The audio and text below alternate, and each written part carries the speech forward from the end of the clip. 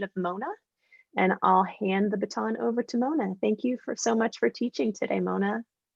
Thank you.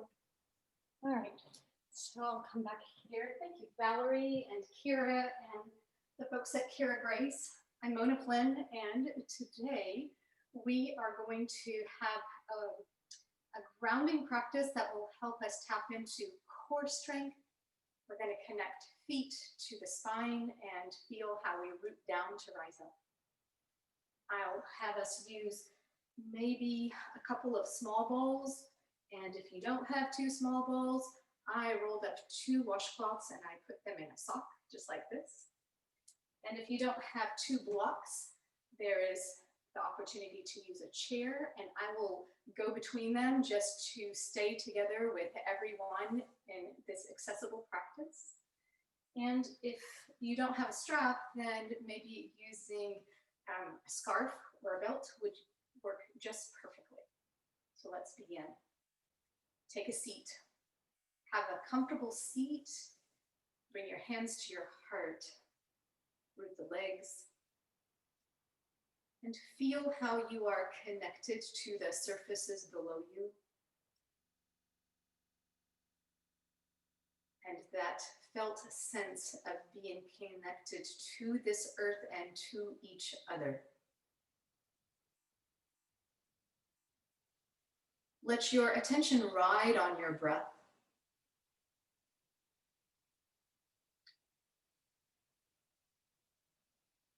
It is so informative, and it helps us let go of what we don't need to hold on to, and to feel a sense of expansion, of space. Together today, we will create a little bit more space and use that to invite positivity. Let's begin. From this seated position, slide off your prop if you are sitting, and find those 2 small balls or that sock rolled up and sit on them. So as you sit on them, the idea is to roll around your sitting bones. And it might get your attention. And as you do, they might migrate. So you'll keep adjusting and perhaps being surprised at maybe some tender areas or some tight areas, or just at the sensation of that, wow, this feels good to have a little bit of a massage. I'm going to turn this way. When you're ready, then roll slightly forward so they end up just behind your sitting bones. And prop up with your arms and just swing your pelvis side to side, and you'll be at your glute medius and that piriformis maybe, and this will help to negate any sciatic tendencies, but this is good for us all. And then continue on. So I'm rolling forward that little bit more. If they migrate, adjust, and we are riding up toward the top, toward the rim of the pelvis a little bit in this feel-good place. And continuing on. So if you find a spot that you especially like, you can ignore me and stay a little bit longer, or just be still and let your body sink into it.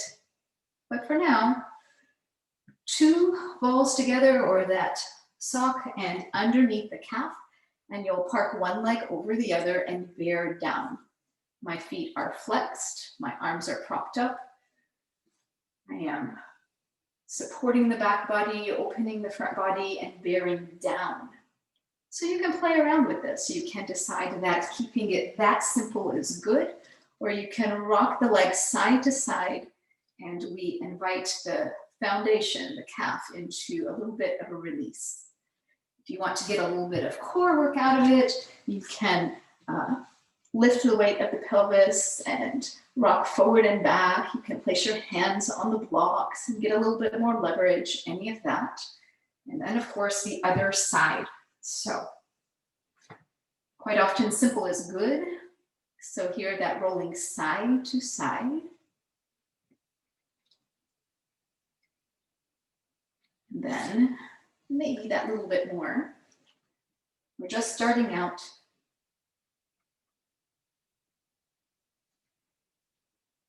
And then working back up. So I have these now at the outer leg. And so we have this greater trochanter, this big bony protrusion that a lot of muscles come and connect onto, and even the IT band.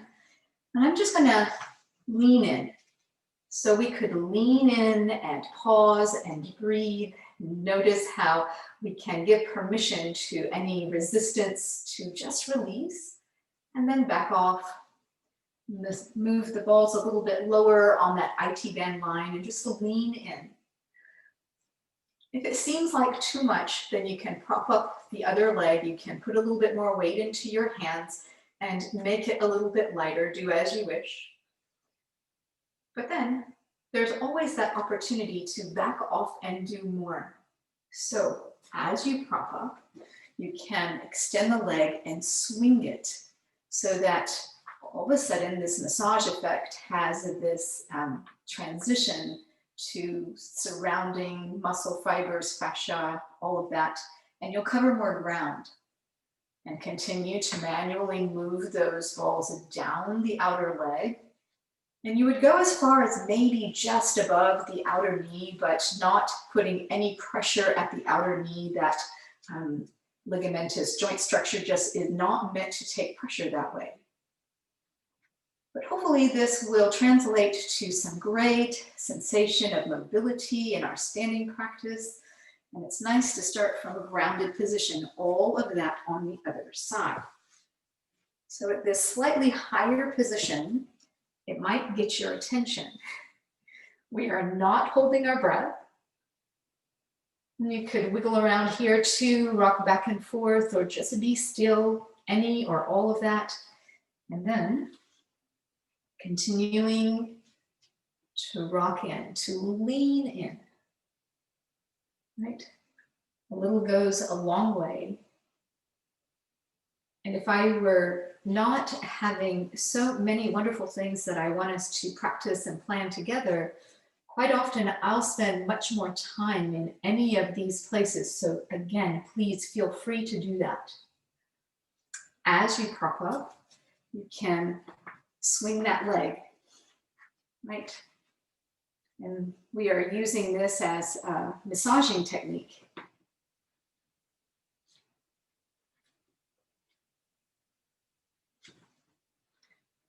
Wonderful.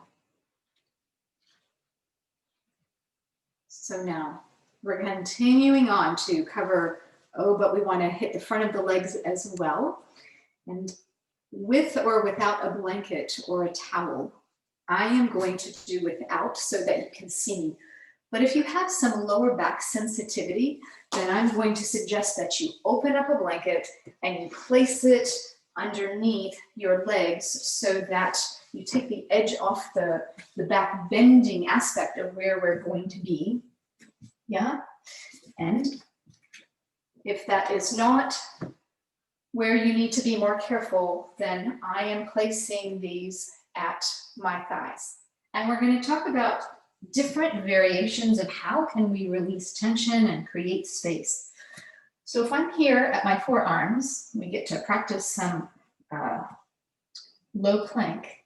I can prop up my toes and rock forward and back, and there are many ways to use a deep tissue release from this position.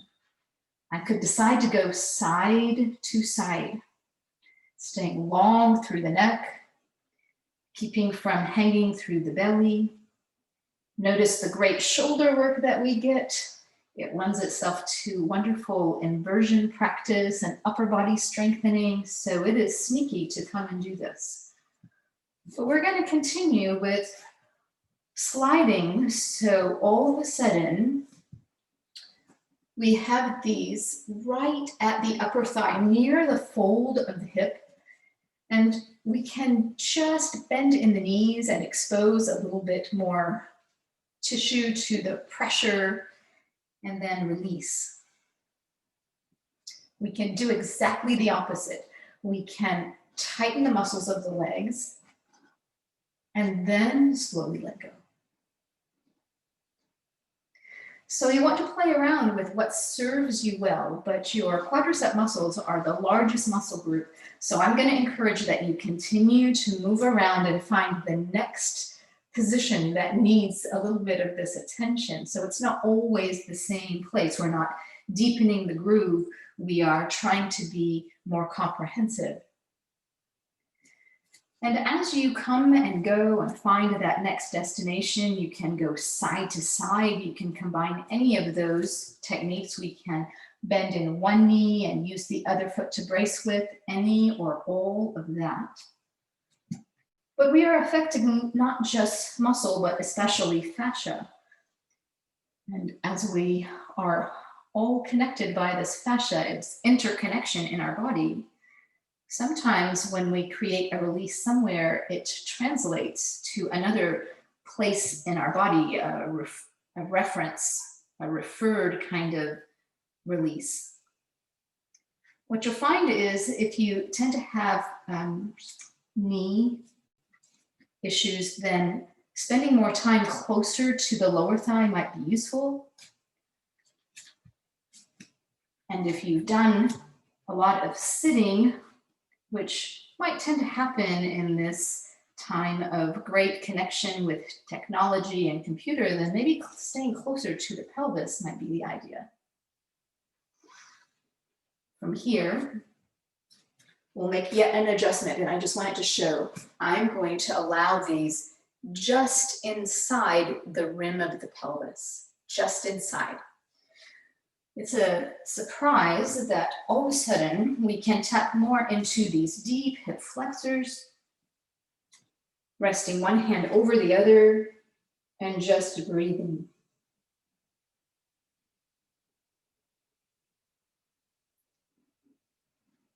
And as you put your mind on your body, you will be able to feel this continued letting go, your body being still with weight around these two foreign objects, then recognizes that we can relax a little.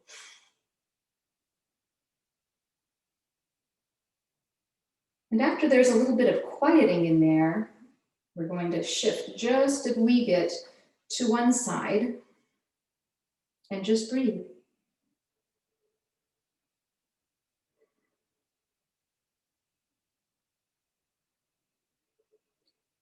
And we'll try it one more time, shifting just a wee bit in the other direction, carefully, gingerly.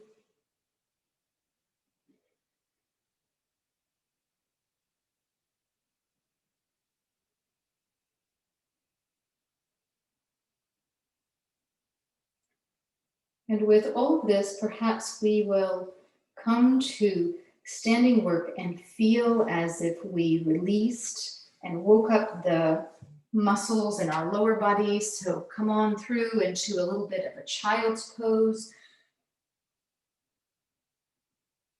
And let's move in that direction. We're going to come back to a few more release pieces as we stand. But for now, the blanket or the rolled up towel is going to be useful underneath the shins.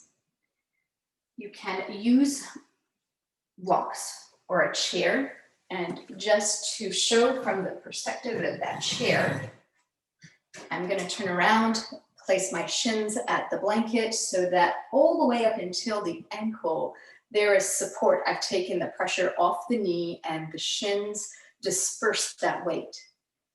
And we can reach the chair. We can put our fingertips at the blocks and use that for leverage. I get to push a little bit. All of a sudden, we did this great opening of the front body. And lift the heart, lift the sternum. Always coming back to that way that we are grounded, that felt sense of being centered. If you will, shins press down and back. Notice how you lengthen the tailbone down and the protective aspect of that. We want to keep talking the back bend into the upper rib cage. If you need to protect your neck, then you can look more ahead. But follow the intuition of how your head wants to follow your neck and spine. Your hands can press down and back, and they're helping to talk that back bend into the upper rib cage. We'll add a little rotation before we add a little deepening. So at first, take one arm up, reach straight up, and notice the freedom involved. As you inhale, lift. As you exhale, turn your head and think about the backhand where it is. And you might be at the chair or the blocks or even lower at your heels. But I want you to use the backhand to help you with a rotation. My hip points stay in the same direction as my knees are pointed. And it's the upper body that gets to do this very subtle twist of the rib cage that actually feels really big. And then inhale and come on back. Bear down and back, lengthen the tailbone down, keep lifting the heart, lifting the sternum. Same idea to the other side, lifting the arm and finding how there's a little bit more freedom of movement when there is asymmetry in the spine, and then adding that rotation. The shins continue to press down and back, the tailbone continues to lengthen down. And take the time and come on back. So we're going to continue with heart opening poses. I'm going to turn around and we will use the blocks or the chair then at the front of the body. So if you will, one leg forward. And as you are here, you can continue with shin down and back. And use the blocks or use the chair to press down and pull back, drawing the heart forward. At first, you will find that your feet work opposite each other. The front foot pushes forward and the back shin presses back, and we'll do the opposite in just a little bit. But when you are ready, bring your hands to your thigh and press down. So we're trying to create length and space. As I press down, I'm lifting the ribs away and trying to remember the lesson of that in Warrior One or low lunge. And keeping the lift of the ribs away from the hips, taking the arms forward and up. Again, lifting your gaze, lifting the ribs, firming the foundation.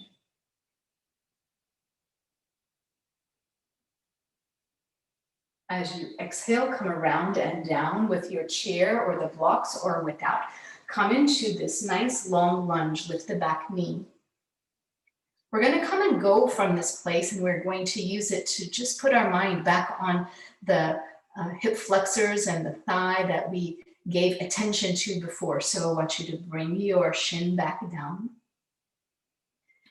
And as we go again, just notice what happens when you lift the knee and how there is some aspect of this lift through the pelvis, right? And we're all finding a little bit of that. But as you put that shin back down and get your bearings and save the energy for the last repetition, we want to notice if we can minimize the lift of the body. Can I just ask the hip flexors, the front of the thigh, so as I bear into the toes and the toe mounds, can I open up and straighten the back knee and keep my place from here? And wow, that's asking a lot. Again, you will find how the back foot presses back and the front foot presses forward. And again, we'll come back and we'll change that. And then come on down. Come to all fours, and as you do, cat and cow. This way, I want to let the hands press down and forward and the shins press back and come into cat and feel the isometric strengthening of that cat pose. Then very slowly come through it, one vertebra at a time, looking ahead, finding that cow and remembering the foundation. I want my hands to press forward and the shins to press back. And I am strengthening extension of the spine, broad collarbones, heart open. Come into your downward facing dog. You can find it from plank. And put your mind on your foundation, push away the floor, keep a micro bend of the knees, lift the sitting bones. And we just did something very asymmetrical when we come into downward facing dog or powerful pose or dolphin for that matter. We have an opportunity to have a neutralizing effect. So we are fresh to take on the next repetition. With or without the vinyasa, then it is the other leg that's going to step forward, and we'll come back and we'll have that shin from the floor, that same idea of we want to come up and find this position to begin. Okay? So hands at the blocks or the chair, we're going to ease into this low lunge, using the legs well, opening up the body, and then using the hands at the thigh. I am pressing down and accessing some leverage, lifting the ribs, remembering that when I let go, it is an internal responsibility to keep that going. Send the arms forward and up. Enjoy this place. Notice where you are long. Keep asking to be longer. Breathe. Very nice. As you return, it is time for the fruit of the labor. We want to lift the back shin, put that leg to its action. Notice that we are easing in with repetition. So we're going to come and go and put our mind on the body. What are we asking for? How are we asking for it? We are teasing some tightness out of those deep hip flexors and not forcing anything, noticing that one side is different.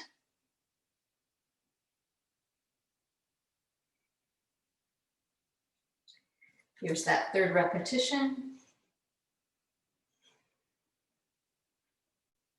Yeah.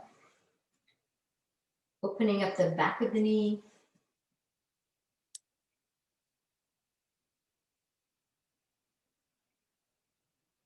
And then release. So now, coming back to all fours. With or without your blocks, the hands press forward, the shins press back. And we want to invite cat pose into the body first. But we'll add an interesting variation, again, just to be comprehensive. And that is to swing one hip to the side. I'm going to swing my left hip to the left, and then I'm going to turn as if to look to that hip. And notice my spine is a C shape. And if the hands keep pressing and the shin keeps pressing, then I am strengthening lateral extension. Come back to center, same idea to the other side, swinging the pelvis to the side, turning to look there, not leaning in the body, but using the foundation well. When we think about strength and flexibility or mobility or agility, they all have different meanings. Nonetheless, their relationship to strength work is significant. So now we're going to go back to those small balls or the sock. I want to place them behind the knee. And as I do, I want to move the calf away and settle in any amount. So if this is new to you, again, it might get your attention. We can rock side to side.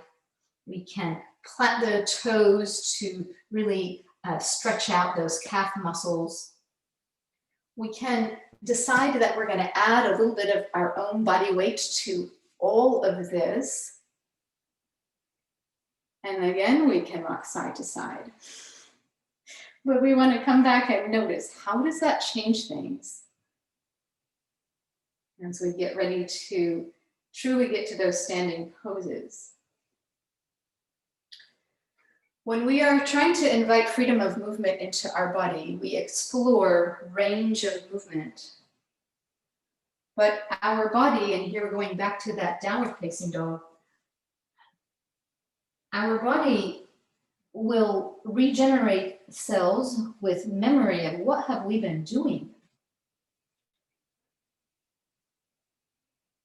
And if we intentionally work on strengthening what we stretch, we will gain more freedom of movement and open up more potential places to explore mobility. Bend in your knees slightly, look ahead, spread the collarbones, really push away the floor, send the sitting bones toward the ceiling. And if you would like to straighten out the legs any amount more, notice the feeling of length. As you inhale, walk your feet towards your hands. As you exhale, walk your hands towards your feet. Press away the floor, come sit in, again, another neutralizing pose. Keep lifting the ribs, and let's continue on. So from here, we're going to adjust, getting the blanket out of the way and using just one bowl. So I'm going to use this one just because it shows up differently here for me. It may make things more evident. And whether you stand beside a wall or a chair, or if you don't need any of that at all, we're going to stand with one foot on the bowl. And at first, I want you to put your hands at your hip points and notice that you are even, especially when you sink the weight to one leg. So what we're not doing is hiking up the hip. We're not going there. But we're going to roll the ball from the heel to the big toe, from the heel to the second toe, and find a little bit of a surprise. One surprise is that we get a nice massage for the sole of the foot. The second is that the more we push down, the more we engage the core. And what a great way to strengthen. It doesn't always have to be about something that is more calisthenic, like a sit-up. It will serve us well to have something that is more functional that we do. So now, I want you to keep going just that little bit longer and lean into it a little bit, meaning that, what if this were like kneading dough? Notice how your body wants to come and go as you press in. And that really challenges the standing leg. We are strengthening the stabilizers of that leg. We count on our body that way. Then roll the ball forward and make it so that it is resting underneath the front of the foot. The heel is at the floor, and come from the big toe to the little toe side. The entire leg moves as a unit. And you can continue to leave your hands here just to feel that you are not shifting. It is that the leg gets to move. Everything else gets to be still. Again, the ball might migrate. You can catch hold and keep it. But we get to, in a very sneaky way, strengthen internal and external rotation. And then moving on to heel pressing down and forward. So I am standing so that I don't have a whole lot of space between my feet. And what's more important now is not that my foot is pressing into this ball, but that my front heel bears down and forward, and it turns the back leg on. And all of that lends itself to how we maintain great gait, and we can move well, and we can take off and enjoy a walk outside or a run or cycling. Whatever that we are compelled to get out and do, putting ourselves into this world. But for now, this is going to serve our warrior one very well. Let's take that back leg a little further and continue to focus on, hey, but the front heel presses down and forward, and wow, that turns on the back leg. And when I do a warrior one, then I want to remember the back leg. It's so easy to forget the back leg. So we're strengthening the deep iliacus here. And we can feel something deep behind, deep in the hip. Wonderful. Let's let the other side catch up. But before we do, I want you to take a few steps Take a few steps and just notice how this side, not just this foot, feels really released. And I'm going to adjust my screen so I can stay with you all. And wow, I get to take a look at all of these beautiful people here today. All right. And so now we can appreciate the time spent, and we are intent to get it done on the other side. I want to be even. And despite the fact that I picked up this foot and from the big toe to the heel and continuing on. So if you have a sensitive body, you don't have to press a whole lot to have value from this place. You can keep it kind. The nice surprise as you continue to come and go is that this massage effect of the feet, it really does translate up what happens in the feet, strength and mobility, which equals agility. It affects the spine and the rib cage. So if we truly keep coming back to our foundation, we feel more freedom to rise up. And I always come back to research, or looking for research that keeps showing it to us and trying to infuse that into classes. Here we are, underneath the heel, rolling from the pinky toe to the big toe side. The entire leg moves as a unit. I get to press down a little bit. There's some surprising core work. And no one is holding their breath. Great. When we feel like we've evened it up, then it is still with both legs straight that the front heel bears down and forward, and we notice how it turns on the other leg. And what I want you to notice here is it different on this side. And so that will help you to know if any of these different preparations, they are preparations for poses, if they lend themselves to showing you something really useful to you, that you come back and know where to spend more time. And as we did on the other side, in addition to having that shorter angle, then we're going to take on a longer stance, keep the legs straight, keep the pelvis square, but bear into the front heel to turn on the back leg. Nice. And do you feel, oh, my legs are more grounded? Take a deep breath. Wow, this three-dimensional aspect of great deep breathing. So now we're ready to move the ball and park it underneath the heel. And I'm gonna try to stay with you, but I'm going to change and use that sock, all right? And we're gonna take on a little bit of Warrior One. We're gonna connect it to Padottanasana, the standing forward pyramid-like pose. And then we're gonna add it to our revolved triangle. So I'm going to switch out and I'm going to use the blocks just for the sake of variety, and we're always accessing the chair. But I want you to take your ball and put it underneath the front of the front foot again. And as you do, heel is at the floor. Take an especially longer stance. And then come upright, bend in the front heel, front knee, and notice how you're grounding the back heel.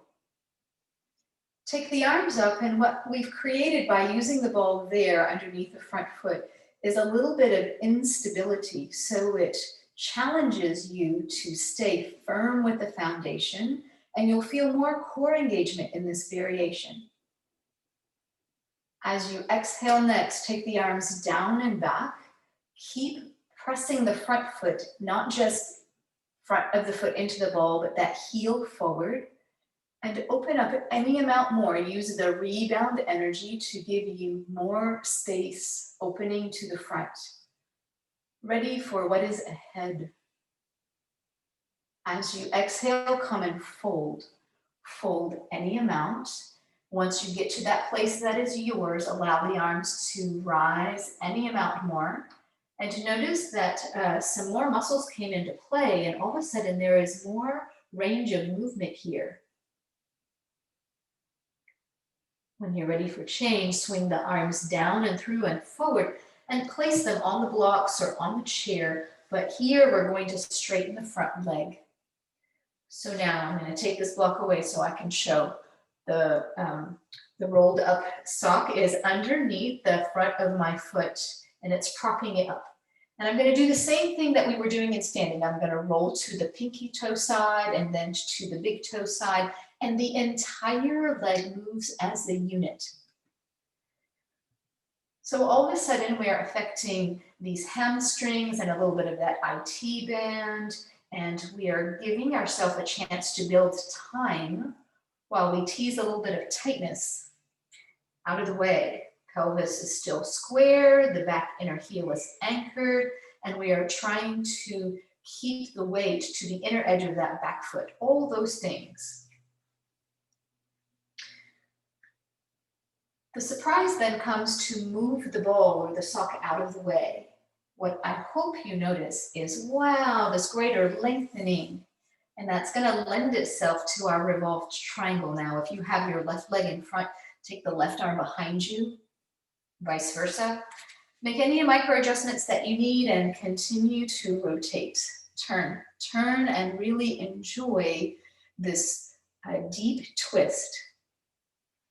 And it's not always important to go as low as you absolutely can. So if you are in this higher position, you'll have perhaps an opportunity to stay a little longer or to play around with the angle. So I'm going to slide my hand from the block that's on the outside and just bring it to the midline of the body, affecting a little bit more rotation.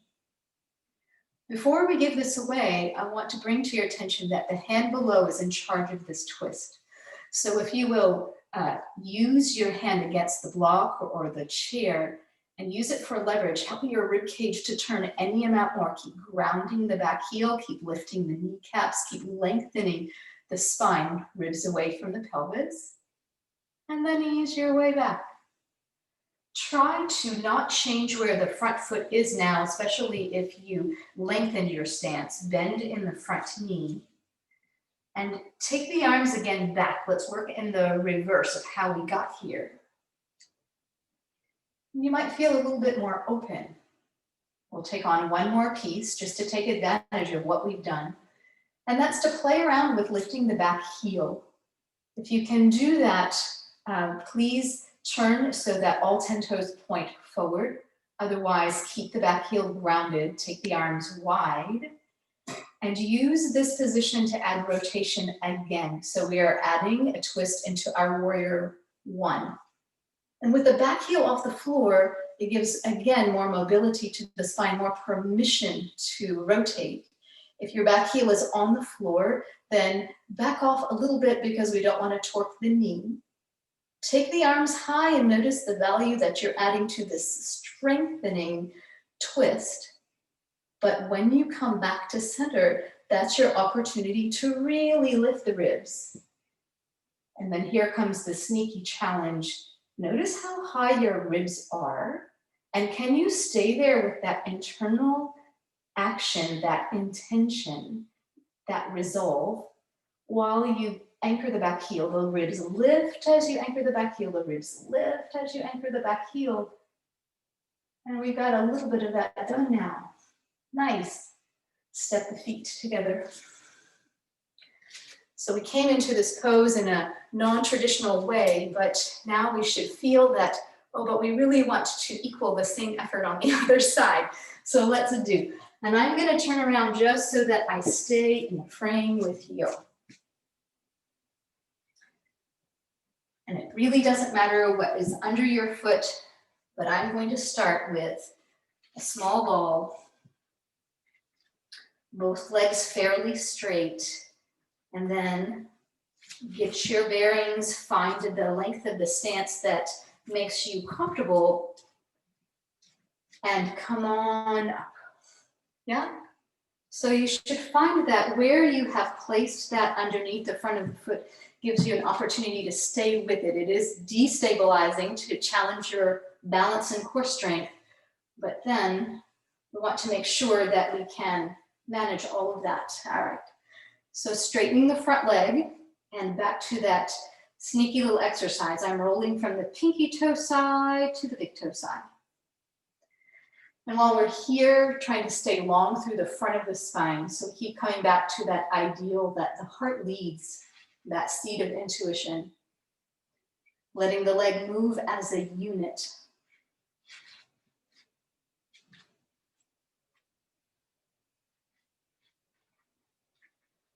And then bending in that front knee. Moving the ball aside, straightening that front leg. Can we stay in that place and just appreciate, oh wow, this great sensation. So I know I got us a little bit out of order, but we're gonna cover it all. Bend in the front knee. Let's just check out and notice this warrior one. From all the ways that we took it on in the other direction. That our fold gives us an opportunity to play with a deep release while we keep charge who we are and how we are centered.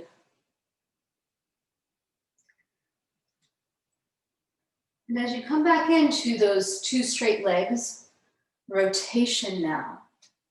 If your right leg is in front, take the right arm behind you and ease in. Enjoy the freedom of movement.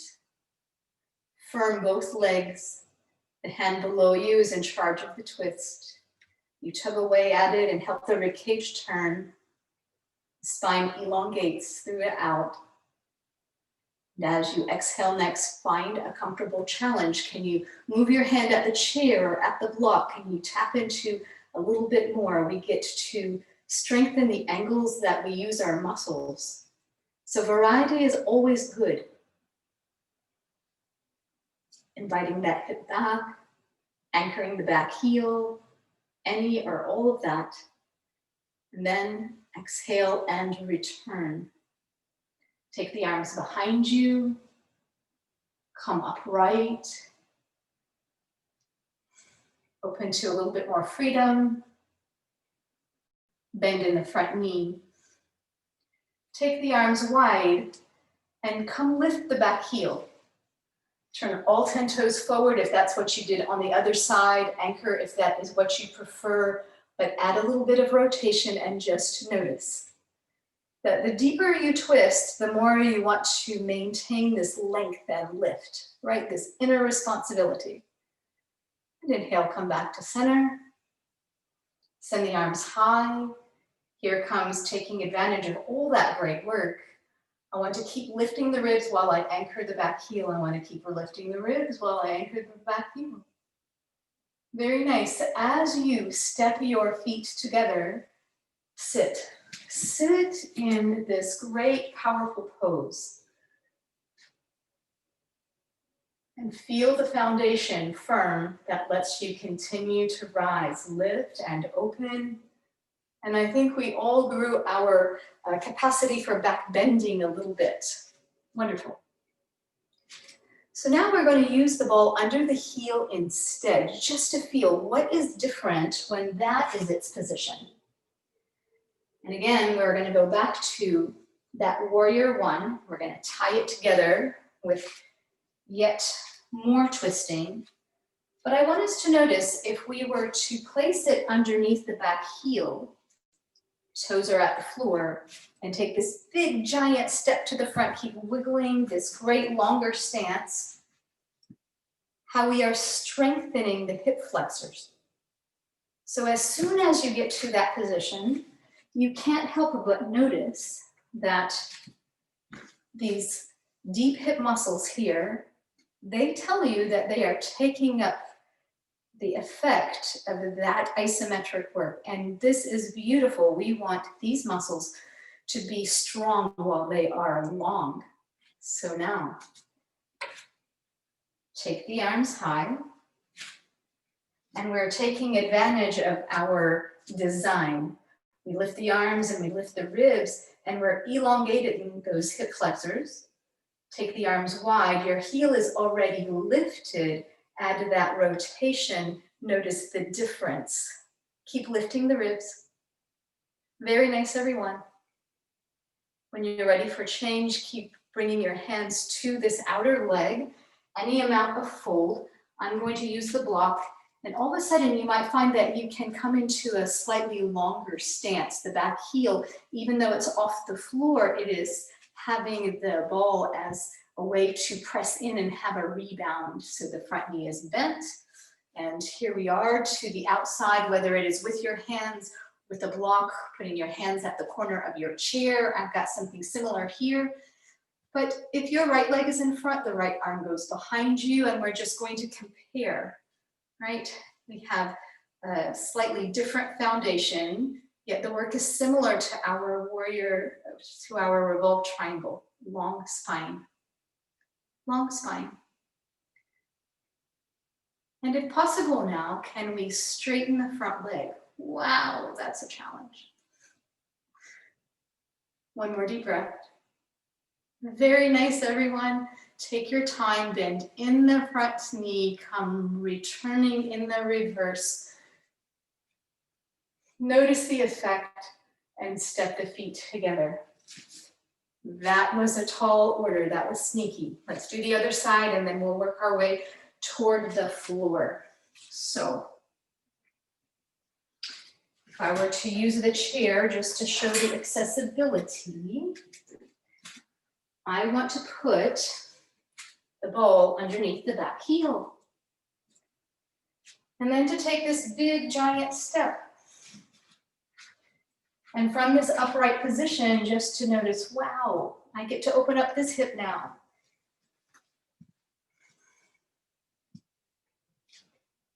And it helps me to stay long and strong.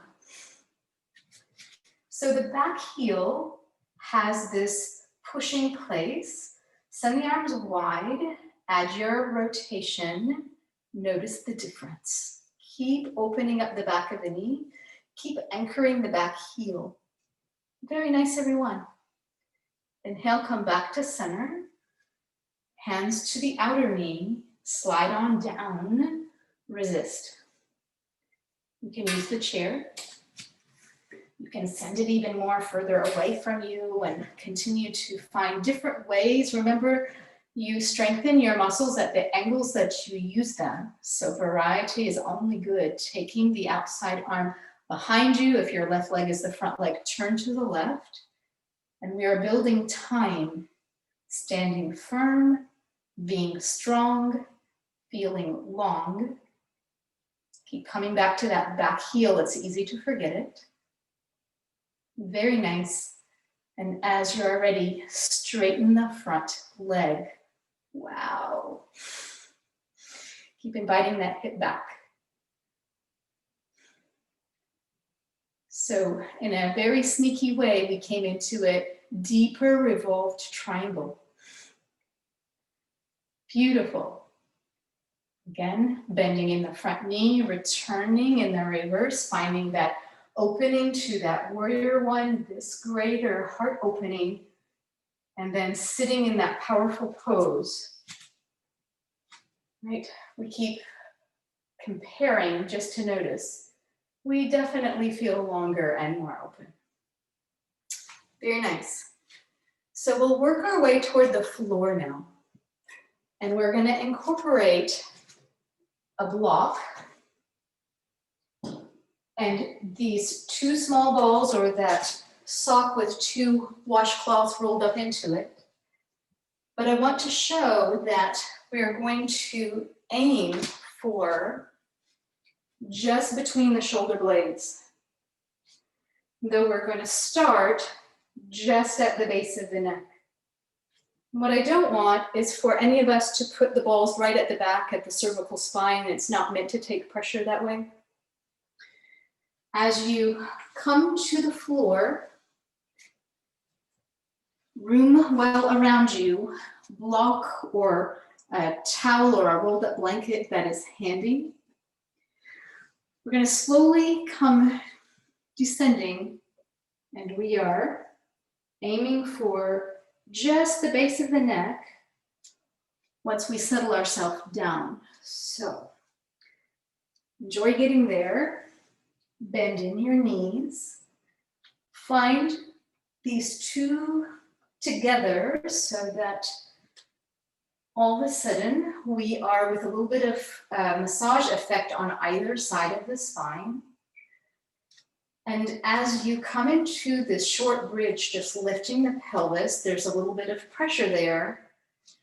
If you find that it's too much, then right away the idea is to take your rolled up blanket or towel or block and place it underneath the pelvis, and that will take the edge off. But if you can stand to be there with a little bit more weight, take the arms toward the ceiling and paint the ceiling. Let them swing side to side and up and down, and you're affecting the fascia, a lot of connection more than just where there is pressure. We are going to continue on, so you're going to slide on down, maybe a couple of inches, and all of a sudden the pressure is just above where your shoulder blades come closest together. We went just a short distance, and we're going to spend time. Send the arms back up toward the ceiling, bring them to cross the midline, draw the elbows back, cross again. And we're going to go yet a little bit further. So now I'm going to adjust, so I will stay in your frame. We're going to go that little bit further so that we end up with this massage effect just between the shoulder blades. And I want us to allow some deeper release. So I'm going to take my block and I'm going to place it underneath the pelvis and rest. And then the surrounding muscles relax a little bit more, and this allows us a deeper effect. Take the arms back up toward the ceiling. And imagine puppet strings, that someone is drawing at these puppet strings. Really reach up. You're exposing more muscle fibers to the pressure of these two balls. And breathe. Then scissor the arms, take one towards your head and one towards your knees, and switch.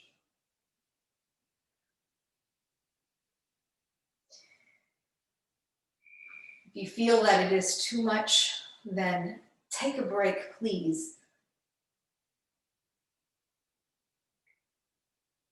Lastly, cross the arms just a little bit, keep reaching through those puppet strings. We'll change that in just a bit. And then cross the other one above. Draw the elbows down and back. Go again and cross just slightly. And let's notice the effect of that now. So if you will lift the pelvis, remove the block, walk back down, working in the reverse. And once you're close to the base of the neck, lean to the side, remove one or both. And we're going to take them now and we're going to put them at the rim of the pelvis. And then swing the pelvis side to side.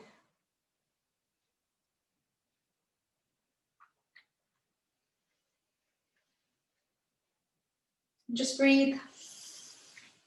So after we released tension and created some space through the upper back, we are letting that part of our body be still.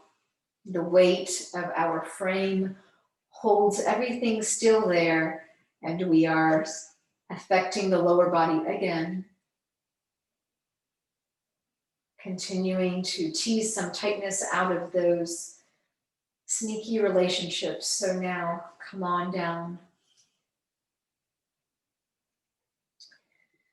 You are welcome to use your blanket underneath your thighs, or as I like to teach recently, using the blocks or blankets underneath the upper thighs.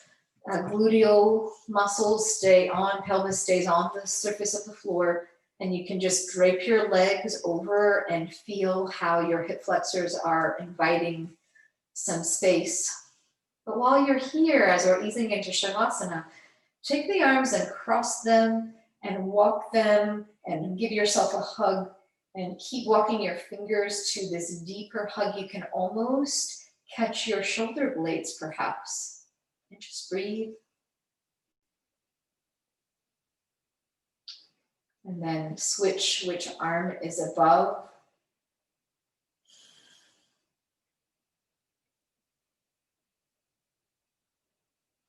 We're not ready to give away what we've been working on. Creating space. As you settle the arms then to wherever you wish them to go, close your eyes, bring your focus to your breath.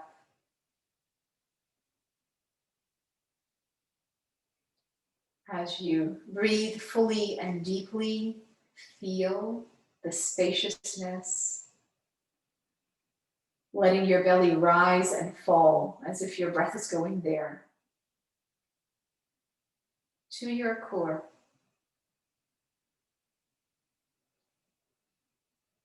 As you continue with slow, deep breathing, feel how your chest will fall and rise. How the rib cage is spacious.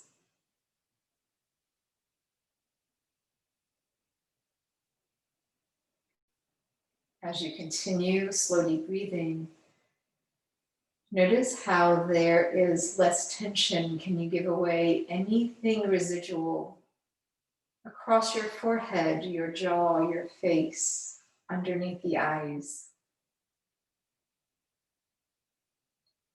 Your head feels lighter.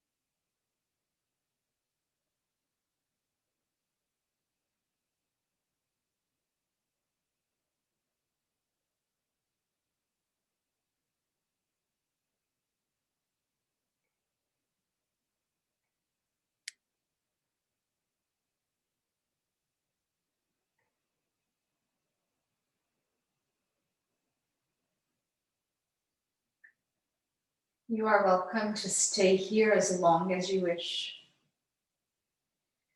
But when you are ready, bring your knees to your chest and roll to one side. Come up then to sit, returning to your beginning. Bring your hands to your heart. Thank you for joining me in our Life Fit classes recently. Our conversation has been around how we move in this world and how we move with intelligence from our head, how we move from intuition from our heart, the seat of our intuition, and how we move from the core of our being, and how we need all those three legitimate ways to prompt how we extend beyond ourselves and therefore how we rise. Namaste.